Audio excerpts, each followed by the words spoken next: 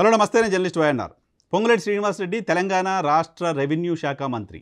హైదరాబాద్ కేంద్రంగా ఇటీవల కొద్ది కాలంగా హైడ్రా పేరుతో ఆక్రమణల కూల్చివేత ప్రక్రియ జరుగుతోంది. రకరకాల అక్రమ కట్టడాలను కూల్చివేత పేరుతో హైడ్రా బుల్డోజర్లతో బిల్డింగ్లను కూల్చేస్తోంది. చాలా బిల్డింగ్లు కూల్చేశారు. సో ఈ బిల్డింగ్ల కూల్చివేత ప్రక్రియ రాజకీయ ప్రకంపనలు కూడా రేపుతోంది. ఎందుకంటే అక్రమ నిర్మాణాలు నిర్మించిన వాళ్ళలో చాలామంది రాజకీయ ప్రముఖులు కూడా ఉన్నారు అంటూ చర్చ జరుగుతోంది. ఇప్పటికే మాజీ మంత్రి బీఆర్ఎస్ పార్టీ వర్కింగ్ ప్రెసిడెంట్ కేటీఆర్కు సంబంధించిన ఫామ్ హౌస్ అక్రమ నిర్మాణం అంటూ కాంగ్రెస్ పార్టీకి సంబంధించిన నాయకులు మాట్లాడుతూ ఉన్నారు.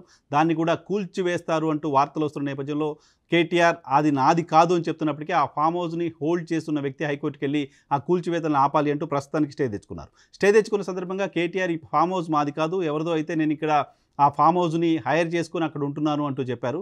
ఈ చెప్తున్న సందర్భంగా ఆయన కొన్ని విమర్శలు ప్రభుత్వం పైన చేశారు, కాంగ్రెస్ పార్టీకి సంబంధించిన సర్కార్ పైన. ఆయన చేసిన విమర్శలు చాలామంది కాంగ్రెస్ పార్టీ మంత్రులు, ముఖ్య నాయకులకు సంబంధించిన ఇళ్ళు కూడా ఇటువంటి బఫర్ జోన్లో ఉన్నాయి. ఈ జోన్లో అక్రమ నిర్మాణాలుగా ఉన్నాయి, 111 జీవోలో ఉన్నాయి. సో రకరకాల నిర్మాణానికి సంబంధించి ఆమోదయోగ్యం కాని ప్రాంతాలలో, సో నిర్మించకూడని ప్రాంతాల్లో అనుమతులు లేని నిర్మాణాలని ప్రస్తుత మంత్రులే చేశారు అంటూ కొంతమంది పేర్లను కూడా ఆయన చెప్పారు. అటువంటి పేర్లు చెప్పిన వాళ్ళలో పొంగులేటి శ్రీనివాసరెడ్డి పేరు కూడా చెప్పారు. పొంగులేటి శ్రీనివాసరెడ్డి కూడా అక్రమ నిర్మాణంగా తన ఇంటిని నిర్మించుకున్నారు. ఆయన ఇంటిని కూడా కూల్చివేయాలి కదా, ముందు మంత్రులు, ప్రభుత్వంలో ఉన్న పెద్దలకు సంబంధించిన అక్రమ నిర్మాణాలని కూల్చివేసి హైడ్రాకి సంబంధించిన చిత్తశుద్ధి ఏంటో చాటుకోవాలి కదా అంటూ కేటీఆర్ మాట్లాడిన నేపథ్యంలో ఈరోజు పొంగులేటి శ్రీనివాసరెడ్డి ఆయన కేటీఆర్కు సవాల్ చేశారు.